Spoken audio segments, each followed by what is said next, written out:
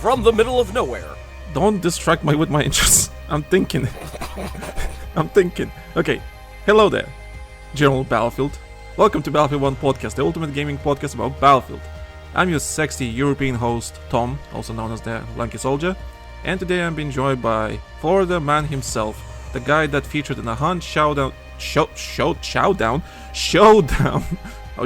How's the game called? You'll get again? it right eventually. How's the game called I again? have faith in you. How's the game called Hunt again? Showdown. Thank you. Rising Tide. Thank you. The guy that featured in the trailer as a voice character and died the next second. Ray Edmunds. Yeah, I got my throat cut 30 seconds into the trailer. It was great. Yep. Anyway, so welcome to the Battlefield. That's show podcast. business, baby. Anyway, so Battlefield. We talk about Battlefield, all that kind of stuff, and as you can see, the intro is not that great anyway. But you're It never is. Yeah. You're not here for the intros. Guys or anything know like what that. you're getting into. They should by now. They should. I do apologize for how I sound currently. I don't know if anybody can tell, but I'm a little bit nasally from the lovely schizophrenic Florida weather that we are currently having down here, whereas it was just 50 degrees not but 2 days ago, and now here we are. It's 80 degrees in my fucking house, and it's not even from the heater. Well, it's okay. As you can tell by the intro, I'm having a stroke myself, so we're both not in our best shape. I will be honest with you. It's been a pretty wild month for both of us in some cases, some more so than others in some events. But we're here. We're still chooching along, baby. And I just realized as we started recording, I forgot to press record on the OBS. Audio is recording, but not the video section, which is quite fun. So yeah, I am having a stroke. We are the fucking pinnacle. I cussed. This is a YouTube production. We are the pinnacle of representation and professionalism. So buckle up, kids. I don't know why. I woke up today like, yeah, I'm gonna be professional as hell today, and now everything is falling apart. Somehow we're still keeping this ship afloat. Got halfway through that cup of coffee and a conversation, and we were just like, yeah. Anyway, not important. as I punched my wall. Before we gonna talk about Battlefield and that kind of stuff, a bit of housekeeping. So we have time codes. So if you don't want to listen to the whole thing, I understand you don't have the whole time, don't have the whole day and everything. You can always, go in the description and just click on the time code you want to listen to the topic you want and so on. So you can listen to only that bit, and that helps you out. Whatever makes your listening experience easier, that's all I care about. So we have time codes. One easy click can take you to the section you like, loyal listener. Pretty much. And of course we have our socials. I mean, you already have, if you've been listening for us, to us for ages, you know what I think about socials. We have our socials in the description as usual. And of course we have our social media accounts. We hate them, but we have them. Yeah, pretty much. And we have our Patreon, patreon.com/TheLankySoldier. Ray, do you want to talk about Patreon a little bit? What we do It's there? a beautiful, lovely little website that you can pay into, optionally, in order to listen to more exclusive content produced by yours truly, as well as the Lanky Soldier. Tiers are either free, $2, $5, or any excess up from there. You get behind-the-scenes exclusive content with us and our stupidity. I mean, so if you're up for some extra laughs, there you go, man. It's worth $2 a month. And you also get early access to this, future episodes of BattlefieldOne Podcast. Do you like my insane banter occasionally? Do you like listening to the absolute batshit characters I belt out once in a while on a tangent? Well, Patreon is for you. Yeah, and it does help us out. We have a couple of like I already mentioned. I can't remember if I mentioned on this podcast or other one where I should read out the people that subscribe to us, out loud. But I haven't decided about that yet. Also, I've been thinking if for the Patreon listeners, I've been thinking maybe I should remove this bit where we talk about the Patreon and all the, housekeeping stuff. Maybe I should remove it for the Patreon episode so they don't have to listen to more ads, basically. That would be smart, yeah. Considering I'm sure our audience right now is just like, all right, motherfuckers, get to the point, let's go. Yeah, so I'm thinking, I have a feeling this episode, well, this next episode you're going to be listening is probably going to be without this bit on Patreon, because I'm thinking like, well, yeah, you're already paying for the early access, so I might as well remove the ads to, why what this is. So Tom's having editing note thoughts mid-recording session. Don't mind that, ladies and gentlemen. No. I had this on my mind for a while, and I made a note for myself somewhere, so that's what I've been thinking. But anyway, if you want to support us, if you enjoy our ramblings, what we talk about, patreon.com/TheLankySoldier. Check it out. We have some amazing episodes. We have some amazing stuff that we talk there, and some amazing videos. And yeah. Leave comments if there's things you don't like, if there's things you do like. Engage. The algorithm requires engagement. Yeah, pretty much. Also, we like hearing from you. Not all the time, but we do like it. Speaking of hearing, so because I realized our majority of our listeners are on audio platforms, so Spotify, iTunes, Amazon Music, so on. It's kind of hard to get feedback from you all because I understand you don't have social media, or you don't want to send an email or all that kind of stuff. I understand that. I did hear feedback like that. It's sometimes a bit tiresome or too annoying. It's extra work to do, contact us regarding feedback. So what I did, as you're listening, it's already done.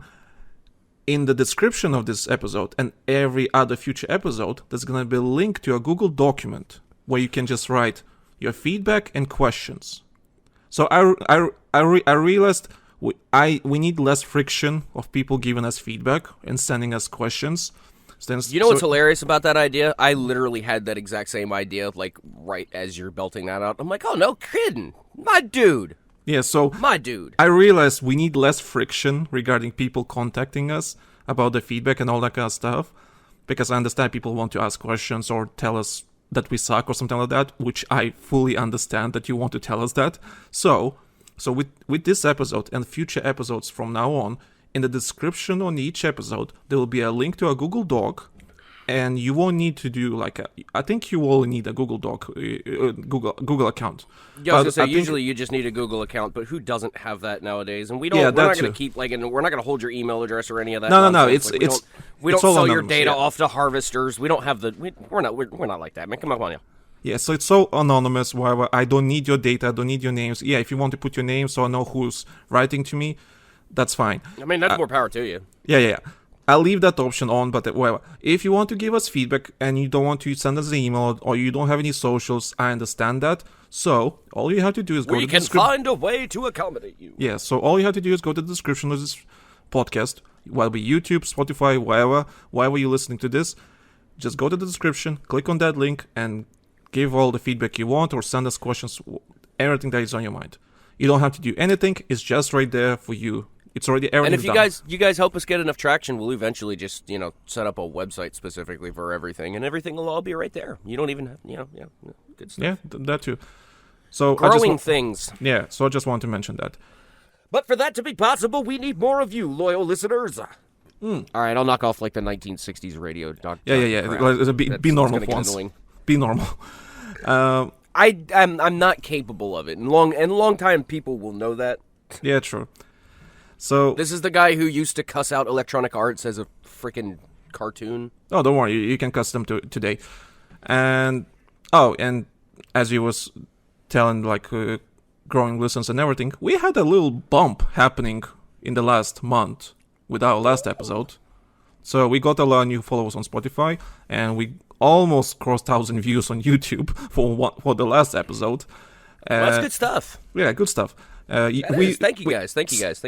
Slowly coming back to the 2016 era, where the podcast was actually listened by a lot of people. So it took us 6 years, but we got it, baby. We're slowly coming back to that status quo that we used to. But anyway, and on another note, the Bad Company 2 video I promised to make a month ago, it's finally live and it's doing okay. To my surprise, of course, there's a couple of people disliking, but that's no surprise. Again, algorithm You're entitled requires to conflicting engagement. Opinions. Yeah, whatever. I think it's a good video. I'm proud of that video. People seem to like it. I'm actually getting subscribers from that video, so that's great. Good stuff. Good stuff. Hey, Shellfish, good stuff, yeah. Okay, I'm done with the housekeeping. There's no more housekeeping, so I think we all caught up with everything. Now we can talk about important stuff that happened in Battlefield. And for those who just clicked the timestamp in order to jump to this part, hi, welcome. Welcome. We will talk about Battlefield and only Battlefield, I promise. For the last 12 minutes. Ooh, what did you miss? Well, absolutely nothing, fam. Okay, so news. Let's start with news. So not much is happening, but EA had a quarter earnings call. I think what were they called? Quarterly earnings call.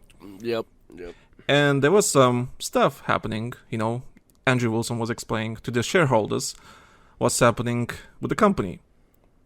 And of course, this is a Battlefield podcast. We're going to talk about Battlefield. And apparently, Andrew Wilson says that the next Battlefield is scheduled for 2025, as we've been saying for the last 7-8 months now, I think. So it's officially now confirmed that there's no Battlefield this year, which I'm really glad that there's no Battlefield this year. It's coming 2025. I'm sure there's no confirmation now. Is it gonna be like 2025 before Christmas, or the typical holiday season, or is it gonna be beyond 2025? Some people say it might be 2026, but that's a different topic entirely. But the quote is basically what Andrew Wilson said about next Battlefield. Okay, before I continue, quotes like these mean nothing. Because we've been here before, a love letter to Battlefield fans, as Battlefield 2042 got released in the most horrible state ever. We know that. We know that quotes like that to the shareholders mean nothing to us as, gamers. Yeah, I was gonna say I'm tempted to sit like if I had my earbuds, I would totally like pop an earbud in my left ear real quick and fire this earnings call up and listen to it real quick, because I'm looking through the financial and everything of it, and I'm just like, I don't want to hear Android Wilson yammer on that long about that nonsensical crap. So I mean, it seems like it was pretty much just a bog standard please don't sell your shit earnings call, because their earnings per share was like 2 cents off from their projected to the positive, so they were making 2 cents more per share than what they were projected in order to do. So like they're holding pretty well evenly, and I mean their prices hasn't like gone all over the place. I mean they're up $5 for the week. That's about it. So it's not like they're like they're causing spikes and shit like that with this kind of news. They're kind of just like treading the waters for right now until they have stuff in order to start announcing, because guaranteed that'll be probably about summerish this year. Right. You know what's funny? Other podcasts, when they talk about Battlefield or any other gaming franchise, they talk about weapon balance and what's happening in the game. We're getting into the finances. We have a financing, arts up in this bitch. Like, we have a financing here expert. Do you sell your stocks or you keep it? Like, yo, they holding even right now, fam. Just hodl for right now. If you buying it up on that crap, if you want to buy, yeah, no. You gotta kind of look at it from that standpoint, because like if that all of that affects everything as far as development goes, and a lot of people don't understand that. Like we've learned that over the years. Like if the share prices tank off, then that means they're not going to throw as much money at the games for development, for longer term development, and you can kind of tell when something's getting ready in order to die. Because like if that shit dips off like really quick, all of a sudden, guaranteed, like they'll look at online services. What can we cut? What development can we get rid of now in order to make up for the windfall and everything? So I mean, it plays a part in it, kids. It really does. Believe it or not. We've learned that over the last, almost 15 years now. It's great. Yeah. But anyway, back on topic. The quote... Who the hell is beeping outside my house? Anyway, back on topic. Throw something at them! Yeah. Back on topic. The quotes that we get from these financial quotes mean absolutely nothing. No, it's PR rank. Yeah. But because it's a Battlefield-related podcast, we're a gaming podcast, let's have a little bit fun with this, with these quotes that Andrew Wilson said. So the quote is... Android Wilson. Android Wilson. Anyway, the quote was, "We're making investments in the future of Battlefield franchise. Our exceptional teams from multiple world-class studios working with our cutting-edge Frostbite technology are building an expansive, community-focused Battlefield universe for fans." Please throw one of those my way, because I want to read the next one with like a really pretentious tone. Our projections for the 2025 fiscal year. Well, we're making significant strides and investments towards our Battlefield development teams. Like, what the hell are you even saying? You just say it. We're throwing money at our developers in order to hopefully start getting something going. That's the its simple explanation. The translation. That's the layman's of it. Now, for funsies. All right, so cutting edge Frostbite technology. Okay, the game is gonna probably not gonna be on old gen consoles. Thank fuck. We need to move on from PS4 and Xbox One. I hope that's the case, because if the game is on that old gen console still, the next Battlefield game, what are we doing? Bro, what are we doing? This is weird, because like I swear to God, we said this 10 years ago, too. You know what?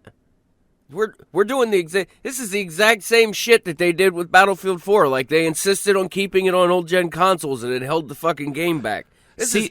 Why does history repeat itself with them so easily? I get the Battlefield 4, because Battlefield 4 came out as the new-gen consoles came out, so that makes sense. Right, and nobody wanted to buy PS4s. I mean, I get it.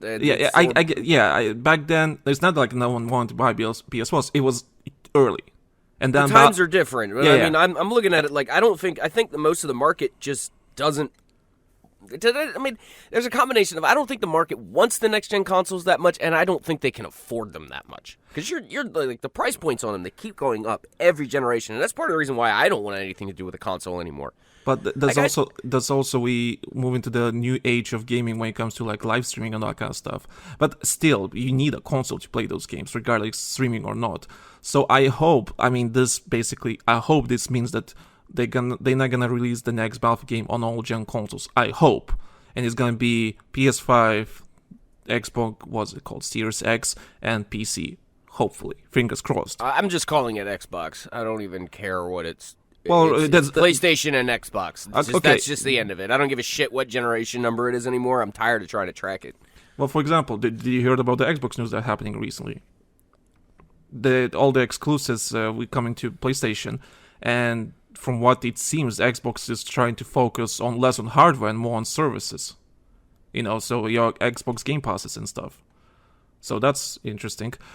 Well, yeah, that because, and I have it on feeling I know why, because they're getting that catered to the PC market. Like they're getting sales and everything off of that because Game Pass is a great way in order to be able to check stuff out before you sink money into it in order to buy it. I mean, Palworld is a prime example right there. How many sales, now guaranteed, this is what's going to be funny. Give it about 2 or 3 months or something like that, and they might wind up taking that game off of Game Pass. But you watch how quickly how many sales happen right before it goes off of Game Pass.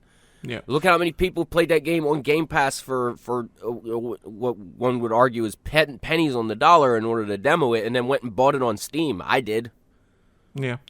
But anyway, I've done that with multiple Game Pass games. It's a good thing for the PC gaming industry. Yeah. But anyway, that's not important. The most important the most important thing is looks like this new Battlefield game will be on current gen consoles, which is great. And regarding expansive community-focused Battlefield universe for fans, I mean, that means nothing. But for funsies, again, if we want to explore this quote, if I can dissect that sounds doesn't mean that this is what the man is saying. That sounds like we want to, let the community do more things and have more choices. Well, at least I would hope that that's what that means. That's not how I would see it. It means we're going back to CTE. That's not how I see it. The way I see it is, well, if community test environment is coming back with the next Battlefield game, great, fantastic. But I don't think that's what's happening. I don't think it will. Yeah, but that's not the way I see this quote. The way I see this quote, they're trying to build, the universe of the Battlefield universe, the conversation we've been having for the last 10 years, Ray. For the last 10 years, we had this conversation. Why are they not building up on the previous games? Why they're not all connected, all kind of stuff. Yeah, and it has been a pitfall of the entire series that they're not building off of what the predecessor did. I mean, 3 and 4 have been the only two that I can think of off the top of my head where they actually did that. Everything else from there, it was these wild, grand departures from what the series originally was. And it's kind of lost its soul in a way. I mean, if they're going to go back to doing that stuff, yes, by all means. But for love of cake, just get rid of what didn't work. I have a feeling this might be a sweet. Okay, if let's say they're doing a universe. On the previous podcast, what I was doing by myself, I discussed, what's the future for the game, right? Because there was an article from Game Rant, I think. They basically discussed, where Battlefield should go. You can't go, in the World Wars. You can't do that because it doesn't sell that well anymore. And do you want to go more than be another generic shooter, or do you want to go a bit ridiculous and go futuristic? And which way to go? And I think the most obvious thing, or at least the safest choice, would be like, with a good feedback we're getting with Battlefield 2042, maybe we need a sequel to Battlefield 2042, maybe like 20 years later after that. Maybe finally a proper prequel to 2142, to the futuristic stuff. Now suddenly we have Titans and Walkers, all that kind of stuff, Maybe finally we can get the game we always wanted. Me, at least. That's what I always wanted. I wanted that prequel game to that setting. That being said, maybe that they're building some sort of, wannabe universe. Maybe that TV show they announced 8 years ago, maybe it's finally coming. God knows. Because video games, in movies and TV shows is on the rise. Because there's a lot of good movies and TV shows based on video games that people enjoy. So maybe Battlefield is finally crossing it. They're finally letting the right people write and do these things. But anyway. So that's what I'm thinking. I think they're thinking from, Marvel-like perspective, try to build a universe, maybe we can connect all previous games and we connect future games and so on. Because they see what Call of Duty is doing, for example, how Warzone is connecting basically all games into one package. For example, people were thinking how they're going to do with Warzone, right? Because what they did is basically, when you launch Warzone, you launch the Modern Warfare 3. Well, previous it was Modern Warfare 2. Even though it's still Warzone, your content transfers, but it's a different client. So maybe that's what they're gonna do. They look at Call of Duty, what they're doing with Warzone. That Warzone is the connecting tissue, connecting all the games into one place. Maybe that's what they're looking and thinking, we should do that. I would think that they would do that through Portal. That's what makes the most sense. See, I was thinking, was it a year ago or something like that? We were thinking that Portal might be the future. I don't think that anymore. I really don't think it's the future anymore. Something about it just doesn't... I don't know. Maybe I'm wrong. I feel like they're still going to try and refine that and tick that and hash that in order to get it to work. Because, at the end of the day, what it is, I'm not the biggest fan of. But the concept behind it and what it's supposed to be, I absolutely adore. Yeah. I love the concept of it. I love it. But it just needs to be executed differently. There needs to be more. It needs to be more robust, is what it needs. The fact that it's simple is cool and good, but as long as the simplicity is because of infancy, not because of choice. You know what I mean? So the next time if they're going to keep Portal, then they need to make it more robust, make the game options more robust, be able to tweak things, give the player full ability in order to have fun and make the game what they want of it, and, make a community around it if they want. You got to give them the ability. That's what builds up longevity, and then you sell content to help bolster that concept. That's what that'll get you long-term, sales and stuff. Even if you want to do $10 battle passes around it and shit, go for it. That's fine. Look, see, the reason why I don't think Portal is on their list anymore for the next game, because even though a year ago I thought this might be the future, I like the idea of it, but I see how players interact with Portal in 2042.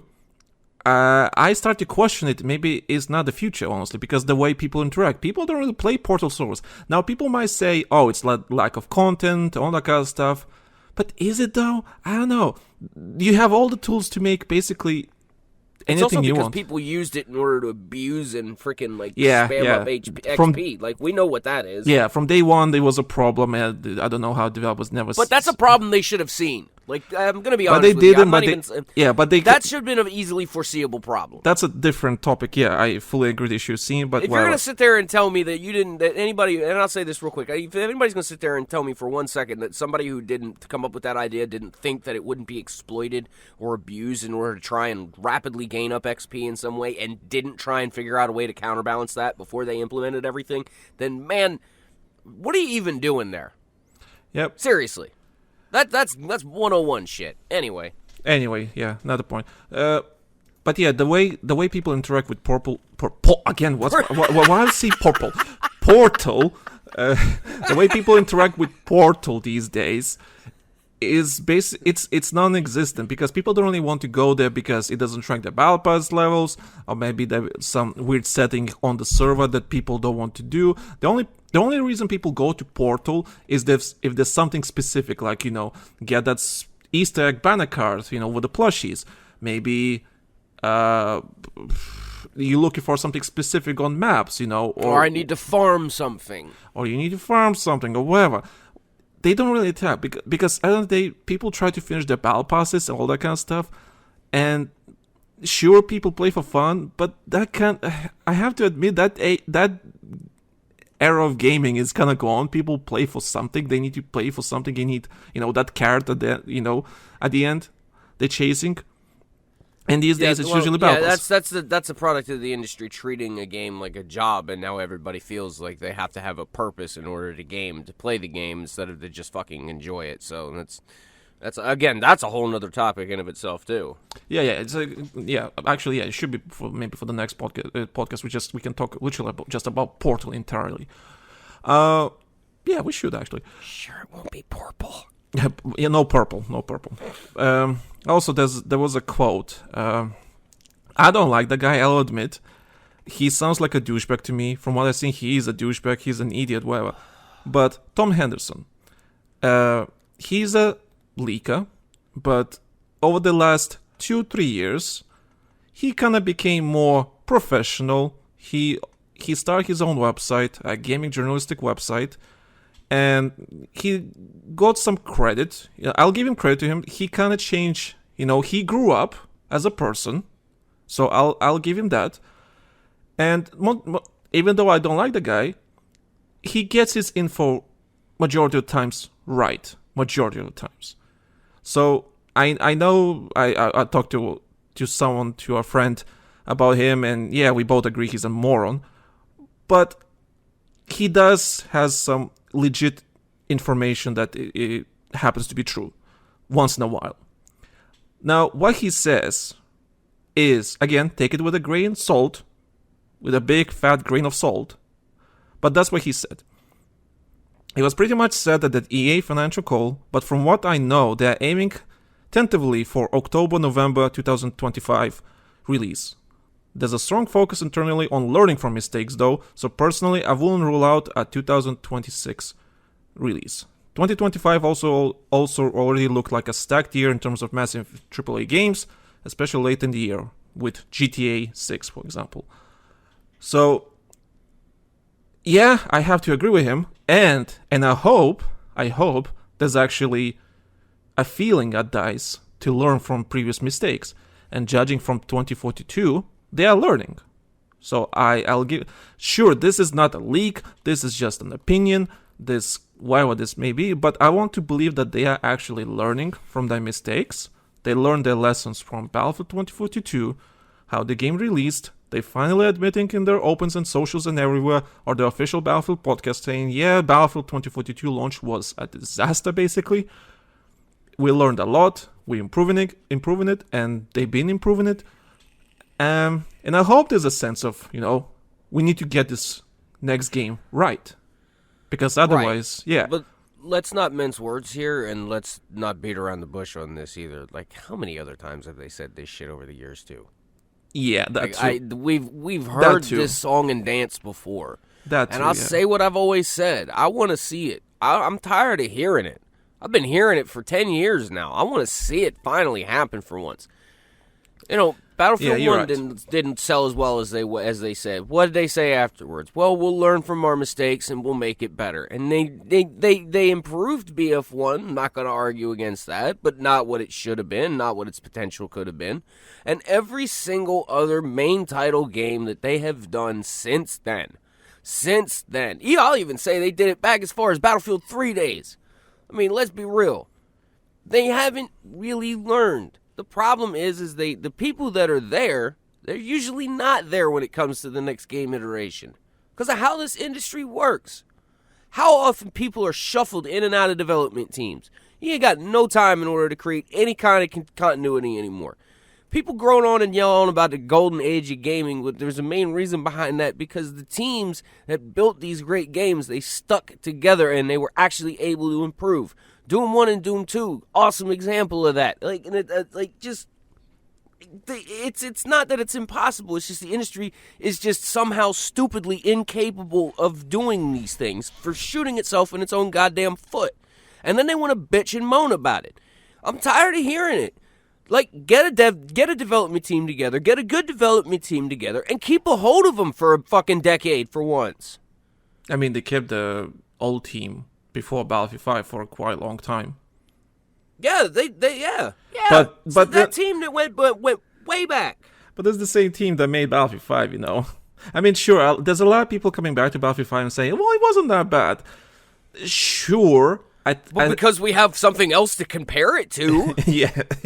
If true. we take 2042 off the table, okay, everybody hates Battlefield 5 again. That's just how it was. That's how it is, kids. Yeah, I mean, take that's 5 a Call of off Duty the table, cycle, yeah. Everyone hates 1. Take 1 off the... Like, we can keep going. Yeah, that's a Call of Duty cycle. Yeah, the previous game is always better than the new one.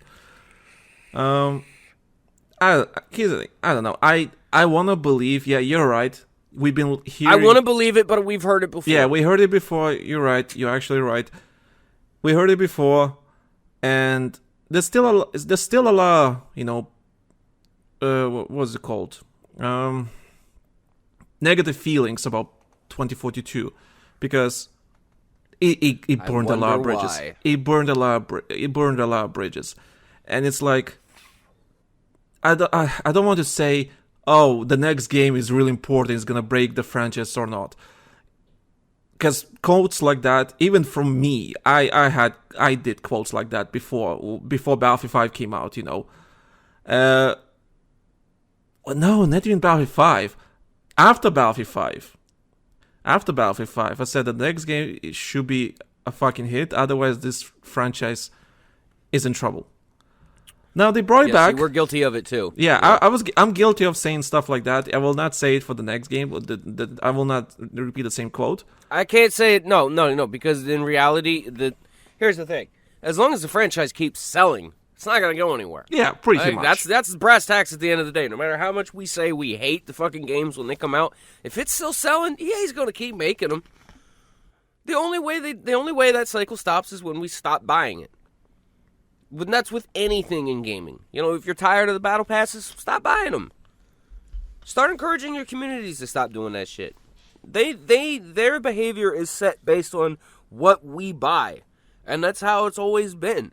It's been that way with battle passes. It was going back to DLCs and season passes for DLCs or premium passes for DLCs. And my lord, do I miss those days.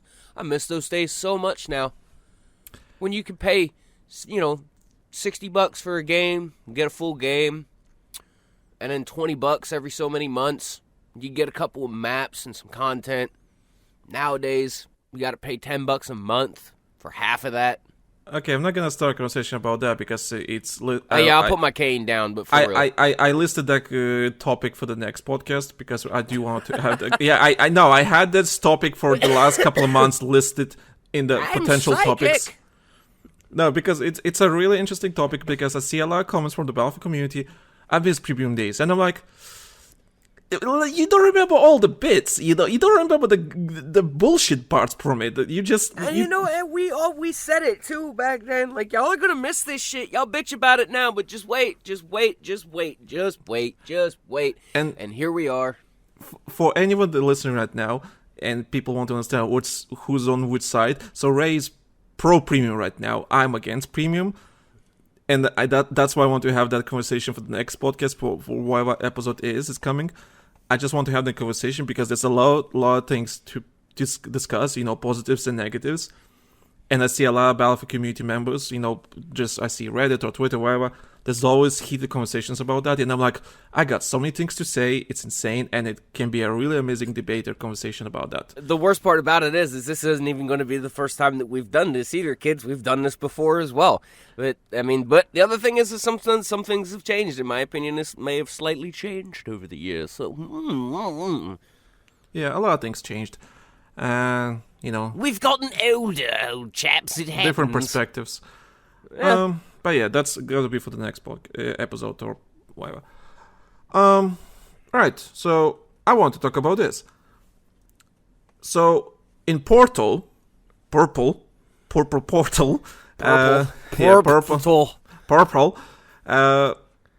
they added some settings into Portal for people to use, and that setting is basically third-person camera for for spectators. So basically, when you want to respawn on the map, you can enable that setting, in the server settings, so people can watch their squad mates in third person, right? And you spawn them, right? It's like, how you had, like in Battlefield 4, you had a camera, see what your teammate is doing.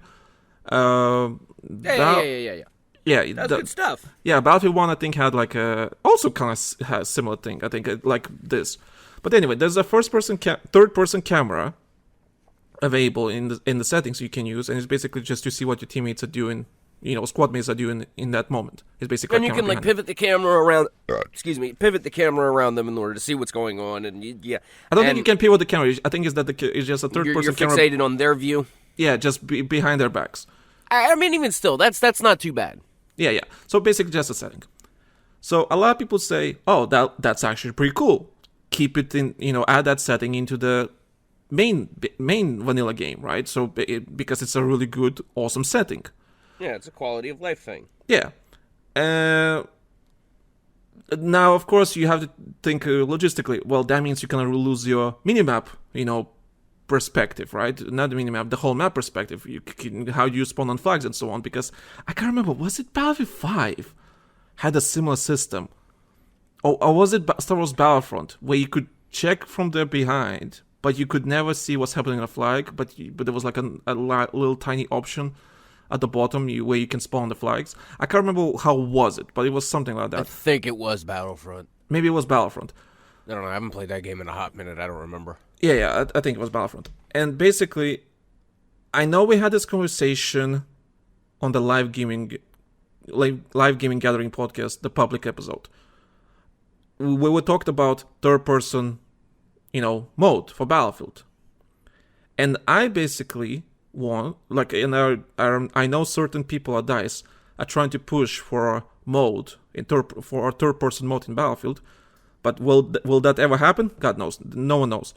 But the point is, I personally would love to see Battlefield to try a limited time mode where you can play in third person. And the reason why I wanted third person is because, well, one, Call of Duty already did it. And there's other games that third person shooters and so on, blah, blah, blah. But that's the point. I want to see how Battlefield works third person. And one of the reasons, because Battlefield, like any other first person shooter right now, is focused on skins, how your character looks, all that kind of stuff.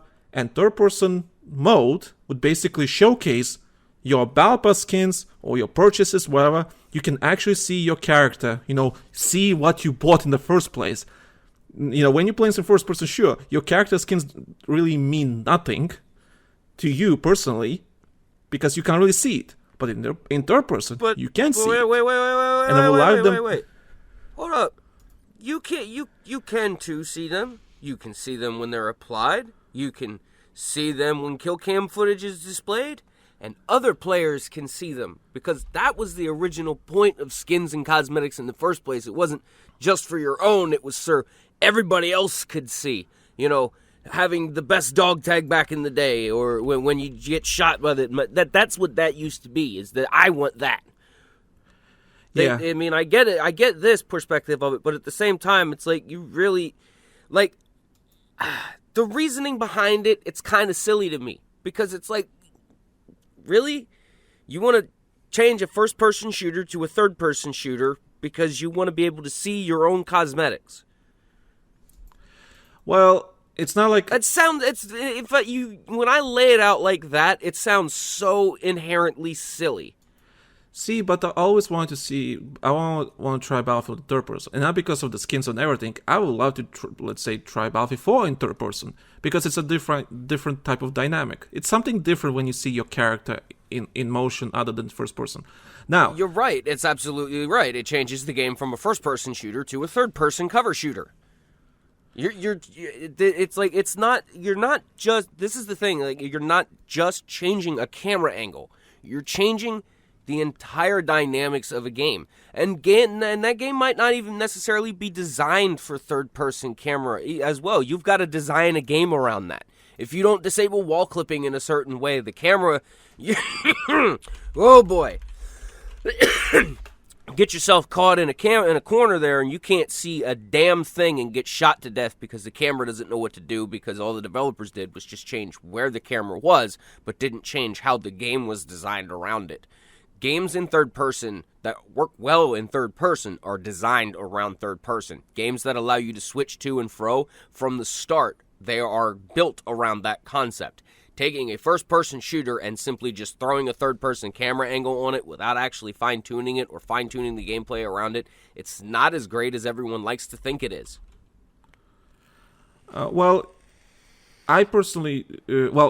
first, before I'll go any further, this is not here to replace the first-person. It will be... Yeah, there's that too. And also, I do not agree with an option where you switch from first person to third person in a game, in mid game.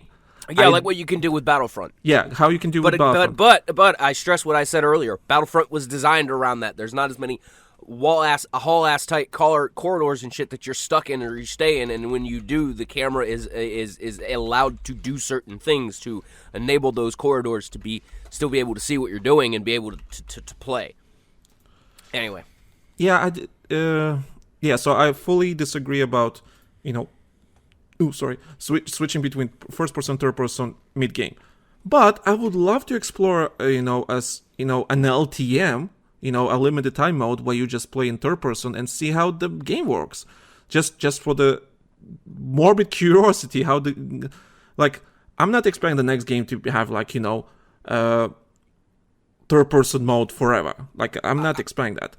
But here, I got an idea. I got a perfect compromise for everybody. All right, here we go. Okay, I can do this, and you don't even have to redesign the whole game around it. Okay, you just simply set up a camera mode that only is enabled when you're at your home flag spawn. Okay, your home base. Okay, not flag A, B, C, or any of that you've captured, but just the base that you start at. Okay, let's say you press F4 or F7 or some shit.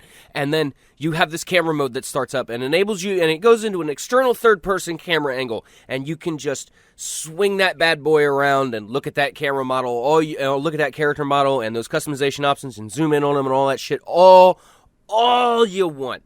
But as soon as you leave your home flag area, that camera mode is disabled and you're in first person again. And if you want to go back and look at your character model some more, you go right back to your home base, Bubba, and fire that camera mode right back up. Perfect.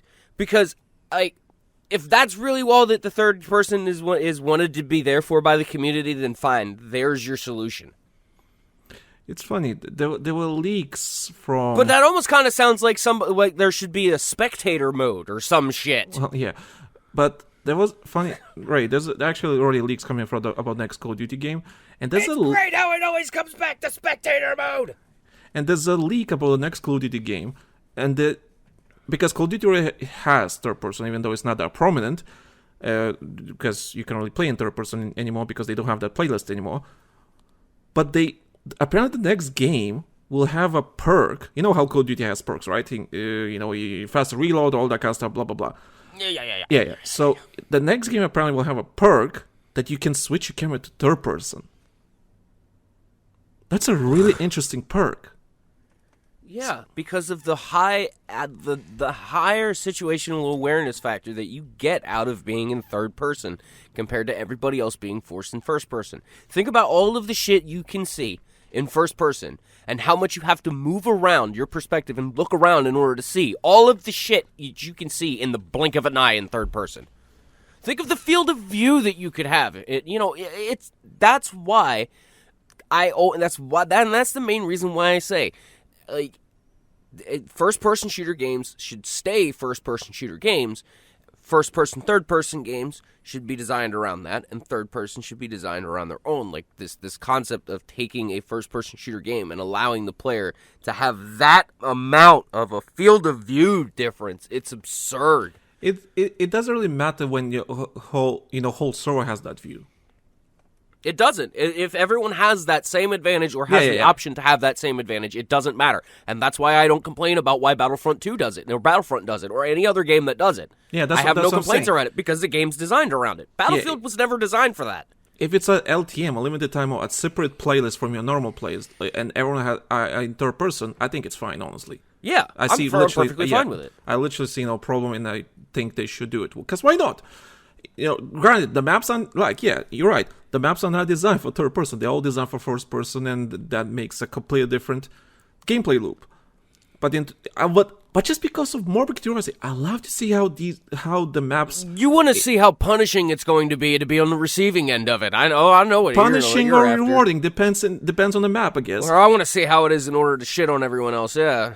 For example, like Hourglass, the desert map from Battlefield 2042. I don't think third person will mean jack shit just because how open the map is. But let's say a map like Redacted, your close quarters clusterfuck locker type of gameplay. Now that's where I'm like thinking, ooh, this can be really spicy. How the hell are you gonna go through through that corridor? I have no idea. that's where like that way can be really be broken. For example, Battlefront, the way Battlefront, like you said, was designed, which is true. The way they designed, they avoided all those kind of spicy corners where third person would actually lead to some sort of advantage. So they removed all the possible, cover, little stuff around the map. So if you want to, let's say, attack the palace, like the Naboo Palace, the way they designed that map is basically, yes, it's corridors, but those corridors are so clean that you can't really hide behind some specific, like, small cover that will give you some sort of advantage. You cannot. Well, not only that, compare the size of said corridors. Compare the size of corridors in games that allow third person to the size of corridors in games that are first person. You'll find that the corridors and tight spaces in first person shooters, they tend to be really tight. Why? Because the field of view is very narrow, and you can get away with that. When you change that over to third person, things, there's where the fun begins. Yep. You're going to see a lot of horror, and people are going to fucking hate it in some aspects. You get fucking stuck in a goddamn tight corridor that's like maybe barely big enough to fit your character model in, and you've got to suddenly make a 90-degree turn.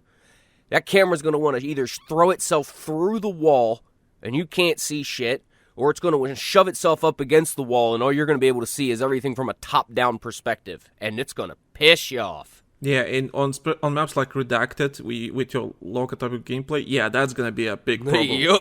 Yeah, that's going to be tight ceilings. High ceilings are prominent in third-person shooter games. Like, you look at how these games are designed. Look at them. Like, a lot of third-person games have a lot more open-top maps, open-top spaces than third-person shooters, than first-person shooter games tend to have. Now, it's kind of somewhat balanced itself out over the years, but still, third-person, it's more prominent. Why? Because the camera's pulled back away from the aft of your character, so you need to see more. Again, games designed around that. First-person, tight, intimate corridors, small spaces, a lot in a little bit. It's a completely different design philosophy. People need to understand that shit. What's funny? For example, there's rumors about Fortnite having a first-person mode, and low-key they already kind of have first-person, because when you play this season in Fortnite, you can have attachments on the gun now, right? So you can equip attachments and all that kind of stuff, and you can equip scopes. And when you use scopes in Fortnite, it goes to first person. So Fortnite is third-person game, right? It's always been and will be. But when you equip those scopes, whether it be 1-time scope or 6-time scope, it goes to first person. Now, the way they did the first person animations right now, they look good. They look decent. So they will add a first person mode, exclusive first person mode, sooner or later. That's coming because they're already working on it, and as you can already play. Right. You can play it in the game already. It's a feature. It's in the game. And when you play in first person, so a lot of people say they don't like it when it comes to switches from third person to first person when you ADS. I agree, it is a bit jarring. But the more interesting thing for me is like the game looks really fantastic in third person, but when you switch to first person, you can see finally like the way the map is designed and the objects are and everything. They're like oh, the grass is a bit too big. Oh, the trees look a bit weird. Or the doors or the inside of the house looks really weird in first person. Looks either too big or too chunky or whatever the case may be. Because the game is originally was supposed to be designed in third person.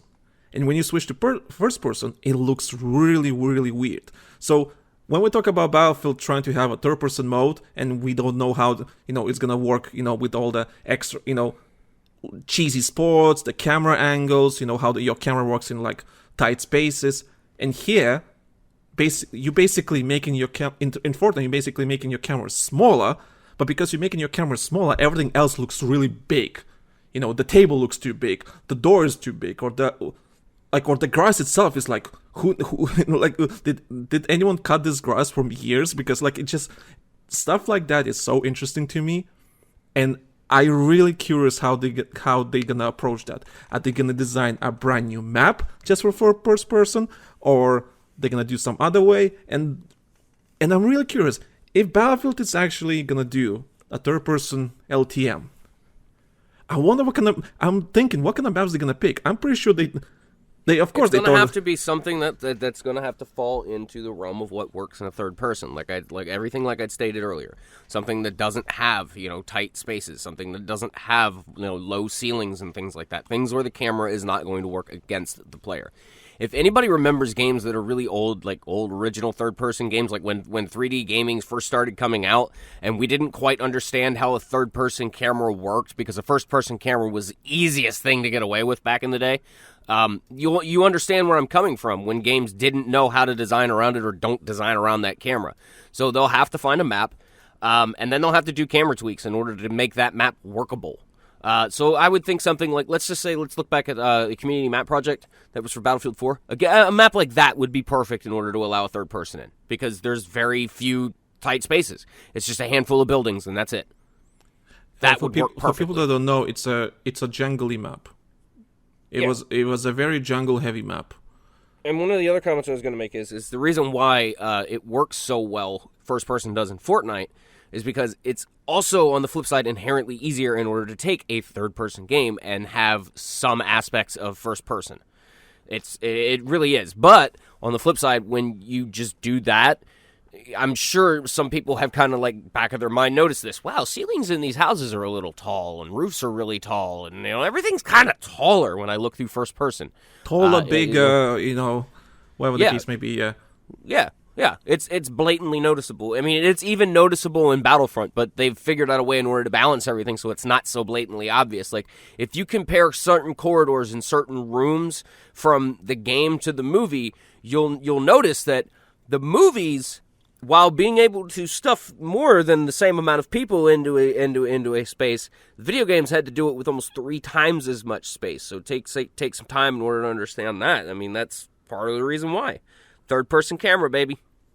Also, in video games, you have to remember that you sprint non-stop at full speed. In real life, no matter how much you can't do that shit. Yeah, that's what wipes and cuts are for. Yeah, so it's quite funny, how it moves, you sprint or a montage. Yeah, you imagine how much shit you do in a video game match that would just end up being a montage on a television show. It's crazy. Imagine it's a movie, right? But it's just based on everything the characters do is literally how video games do. You should just make a movie based off of a video game match, like a literal video game match. Oh my god, we would need so many spectator modes. And yeah. No, so you actually, you take a match from a video game, right? Like, let's say Battlefield, right? You take and you just basically try to replicate what the player was doing in real life.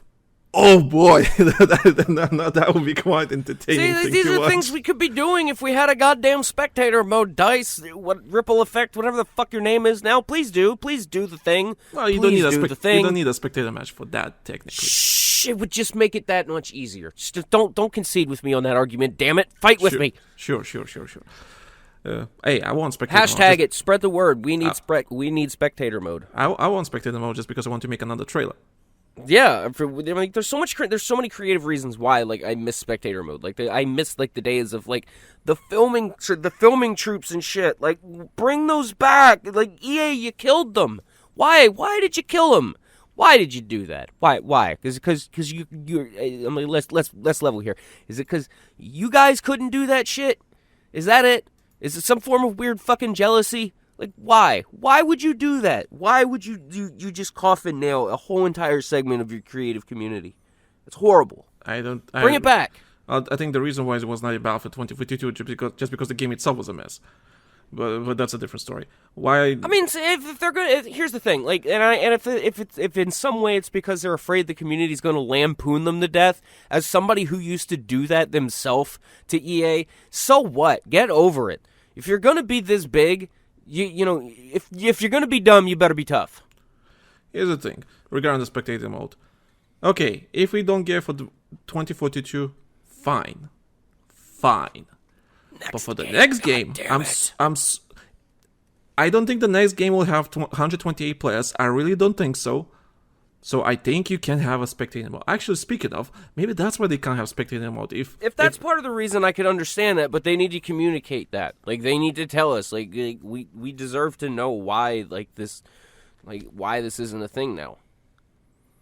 Yeah, and not the PR bullshit watered down excuse. Legit tell us why. That too much resources were dedicated to this amount of players on a map, so therefore a good spectator mode, even with 1 or 2 people allowed to do it, wasn't possible. I can understand that. I can swallow that excuse. That's cool with me. But I still want to see the effort put forth in order to bring it back again. It needs to come back. Yeah, I think anyone... I'm almost in tears here. God damn it! I don't think EA, anyone bring back my fucking spectator mode. Yeah, I don't think anyone will disagree with us that we don't need a spectator mode. Like, we need spectator mode. We do. We miss it. The screenshots. And, we need the it. We need footage it. And the memes and the fun stuff. Free content, literally free marketing. Honestly, it literally is. But yeah, third person. There's only so much you can do when you're restricted to a first person camera as far as like trying to film in video gaming, and I miss being able to do that stuff. I really do. We were seriously starting to get into that stuff, like come Battlefield 4, and then we got really good with it in Battlefield 1, and then we tried doing it in Battlefield 5 but they took a lot of those tools away from us, and now we have none of it. And look at how much content we can do around 2042. We can't do anything with it, but talk about it, and I hate it. That's another reason why I hate 2042, and I hope a bunch more other people hate 2042 for that exact reason, because it is a fucking creative desert. Yeah, that's fine. Yeah, because we have Portal now, and spectator mode would just be perfect. It would be. Yeah. It would be perfect. But anyway, that's spectator mode. The amount of content we could film and do, and just, God! That's spectator mode. It makes me want to beat my fist on the table right now. Really, it does. It makes me that mad. I just want to punch a wall. Okay, going back, I mean, there's nothing to talk about third person thing. I'm just gonna say this, just to end the topic. I would love them to try out in as a LTM. That's it. Just see how it goes, pick specific maps that can work, and if people like it, keep it as a permanent mode, on the side. Just like find a couple of other maps where it'll work. Yeah. And just make it its own thing, but don't put it into the main retail of it and try and make it a permanent option for the whole game, because it's not going to work. Yeah, that's what people confuse when people ask for third-person mode. They think that it's there to replace the first-person mode or be like a nice option mid-game. No. Fully disagree with that. I don't want switching from first-person to third-person, because I will play third-person forever, because for obvious reasons. Yeah. So I want first-person to be the main mode, but I would like to have an LTM that sometimes we play in third-person. Because it's fun. I know there's some people fun. out there that are sitting there that have been like, you motherfuckers, you haven't mentioned anything about the fact that vehicles can go in third person, and it works perfectly fine that way. But not necessarily. There are times where if you try to get in a vehicle in a tight spot, the camera will work against you, and you have no choice but to go into first person. Yeah, camera can really go sometimes wonky when you come to Camera can really fuck you up in a vehicle if you're trying all the time in third person, and sometimes you need that first person aim in order to actually get a good shot off. And so, I mean, I concede to that argument that in vehicles, most of the time, switching from third to first works better. But again, if somebody's going to try and say that works, that's going to work the exact same way with infantry, there's where I draw the line and say, no, it will not. It's different. It's because the dynamic of a vehicle is different from a soldier. Because, let's say you're controlling a tank. It's a completely different gameplay dynamic than, with the soldier, because soldier, you have a gun in your hands and you basically, technically, you're not There's a faster. limited amount of information that you can take in at so much. Yeah, okay, yeah. and then per people and per the military, this is how tank. This is why a tank operates in crews with crews of infantry around them. But they also have aerial support and drone support and overhead support, UAV support. Things that are also outside. Third person of the tank, in essence, taking in all of that information and relaying it back to the internal tank crew in order to let them know what exactly is going on around them. Movement, threats, threat assessments, shit like that. All of that stuff you can do as a player in third person. And the fact that you are not necessarily always in direct communication with the infantry around you makes up for that. That's why third person also works so well with vehicles. You have all of that shortfall that you would, okay? So that's why it works, and that's why I'm fine with it being with vehicles. That's a way in order to bring up some shortfalling as far as realism goes, and I'm fine with that. Again, with infantry, it should never be that way in a game like Battlefield. For that reason as well. Fuck it. Yeah. No. You got motion detectors. You got fucking UAV drones. You've got, spotting mechanics. There's like, Battlefield has so many ways in order to relay information around that it makes a third-person camera view almost pointless for infantry. I that too. That's a thought I just had. There's a closing thought for you. Yeah. On that note, anything else you want to discuss? No, I think we need to stop rambling because I think the viewership dropped off like 20 minutes ago. We got mean and nasty, and they stopped liking us. Yeah, probably that. Nothing much happening this month. We could also discuss so many other topics and make it longer. But we could drone on and more spectator mode for hours on end. We loved doing that. Like, just kick out so many ideas. We could do that for hours, like so many film projects that we've thought about doing over the years that we would love to still do. Yeah, pretty much. Damn it. Also, we need to save the topics. If there's no new Battlefield game until 2025, and if I actually really plan to do more Battlefield 1 podcast, we do need those topics for the next podcast, Yeah, yeah. With all we due gotta respect, stretch this out, baby. Yeah, with all due respect, I don't want to put everything in one episode and just like nothing for the next upcoming year, But yeah, nothing much happening in this month. But next month, season 7 is coming out, so that's gonna be interesting. How that's gonna work. A lot of people speculating how are we getting 2 maps on launch day? Are we gonna get them one in mid-season? Like they say 2 maps, right, coming out in season, but are they coming on launch day? That's the funny bit. So let's see how it goes. Or are we gonna get them in drip feeds? Yeah, are we getting a drip feed? Are we getting them at once? We'll see how it goes. But anyway, next month should be season 7 review, all that kind of stuff, impressions, and yeah, that's for now. I've also been thinking inviting some people. I'll see if they will say yes to it, because I want to do some interviews for the podcast, just have a different perspective other than us two, talking rambling about spectator mode or something like that, or talk about EA shares. But yeah. That's good. That's great. I just want to say thank you guys for listening. Just like wherever you're listening on, Spotify, iTunes, or YouTube. I mean, thank you so much for listening. That all of it means a lot. And check out our Patreon. Patreon.com/TheLankySoldier, because we do some amazing stuff. And yeah, socials, time codes, everything. Well, there's no point saying time codes now when you're actually at the end of the podcast. You're at the end of the episode. What do you need a timestamp for? Yeah, why you need a credits? timestamp, We don't have credits. Yeah. So yeah, but if you like what you heard, try to promote the Patreon end. Engage with us. Leave us thumbs up. Give us likes on any and all of the distribution platforms that you might have caught us on. Leave comments where you can. Fill out that Google sheet. Turn it in, baby. Let us know what's up if you really absolutely care about all of it. Because we do this for y'all. We do this because we enjoy it. We do it for y'all. We don't do it for the money. Shit. Yeah, if that were the case, we would have quit years ago. Regarding the Google Doc in the description, please. I can't make it more simple than this anymore. I can't. It's everything already there, sorted for you. Just you click on the link in the description and you write to us. Tell us everything that's on your mind. Send us questions, wherever they may be.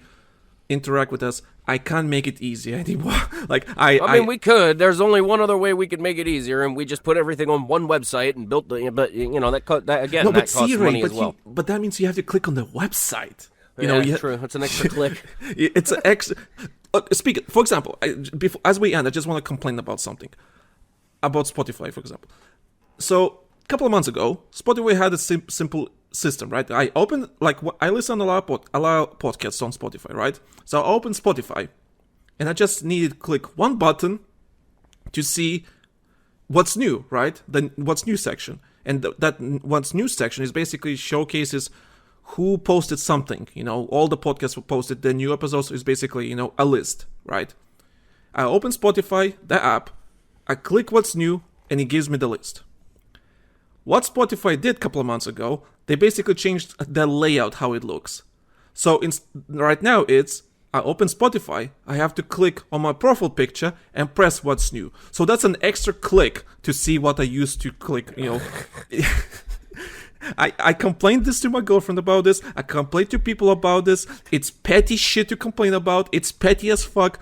I have to move my finger one extra time. The inconvenience. That one extra click changes everything. God, it hurt my fingers. Yeah, it changes everything. It's muscle memory, It changes my life. It changes my life entirely. It's a petty shit. I'm having an existential crisis over Damn one right extra I do. finger movement. Damn right I do. And damn right I do. And and so regarding the Google Doc, right? It's funny that I laugh. It's the most easiest thing ever. I've done it myself too. Yeah. So the Google Doc thing, I can't make it easier. I can't. It's just there. If you want to tell me how much I suck, you're more than welcome to tell me how much I suck. I will accept that feedback with open arms. We'll laugh at it and have our fun with it and have a good day about it. Yeah. Like we always do. Yes. So if you don't want to subscribe to Patreon, that's fine. But at least interact with us in that Google Doc and let us know what you think about the show. Send us questions, whatever. And maybe maybe then we can persuade you to subscribe to Patreon, because we do some amazing stuff on Patreon, Your feedback is important, loyal listener. Yeah, right. I said I'd stop that, but I lied. Yeah. But on that note, I don't know. Ray, have anything else to say? Nope, I think we're at the end of our rope on this one, and we'll save all the rest of our fun stuff for the next one. So if you're interested, again, have a subscribe. You'll get a notification about it, and turn notifications on too. Yeah. Yep. Double tap on that what's new section on Spotify. God, I have no clue how Spotify works, but whatever you got to do in order to get notified. God, I hate that so much. Anyway, thank you guys for listening. We'll see you on the battlefield. Have a good day. Have a good night. Wherever you are, don't be a douche. Have fun in your video games. That's all. Good night, everybody.